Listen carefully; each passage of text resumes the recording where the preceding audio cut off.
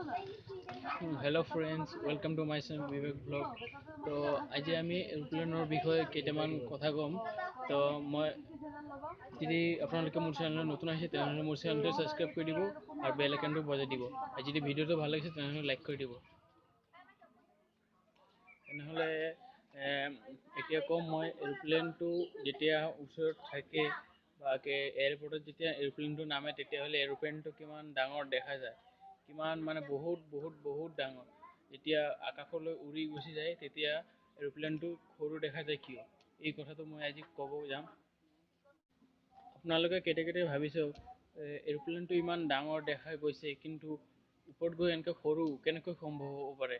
এইটো মই আজি কৈ আছোঁ। এৰোপ্লেনটো একেই, দেখাত একেই। মানে যেতিয়াও আমাৰ এইটো হৈছে যে এক্সাম্পল কোনো এটা পাহাৰ বা দূৰৰ পৰা দেখিছোঁ ইমান ধুনীয়া, যেতিয়া ওচৰত যাওঁ তেতিয়া একো নাই, মানে ধুনীয়া নহয়। মানে ধুনীয়া মানে অলপ মানে মানে বেয়া চেয়া আছে, মানে ইমান ধুনীয়া নালাগে। এনেকৈ এৰোপ্লেনটো এনেকুৱাই, যেতিয়া ওচৰত থাকে বহুত ডাঙৰ দেখা যায় আৰু ওপৰত গ'লে সৰু দেখা যায়। এক্সাম্পল এতিয়া আমি চিলা উৰাও তেতিয়াও চিলাৰ ওচৰত থাকিলে অলপ ডাঙৰ থাকে, যেতিয়া ওপৰত উৰি যায় তেতিয়া বহুত সৰু হৈ যায়, সৰু কি ইমান সৰু।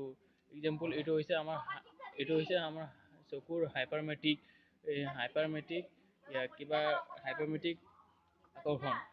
সেইকাৰণে আমি ওপৰৰ বেছি দূৰৰ বস্তু আমি সৰু দেখা পাওঁ আৰু ওচৰৰ বস্তু বেছি ডাঙৰ দেখা পাওঁ। এইটো হৈছে আমাৰ হাইপাৰমেট্ৰিক। তো বেছি আৰু নাই। তো ভিডিঅ'টো যদি ভাল লাগিছে তেনেহ'লে লাইক কৰি দিব।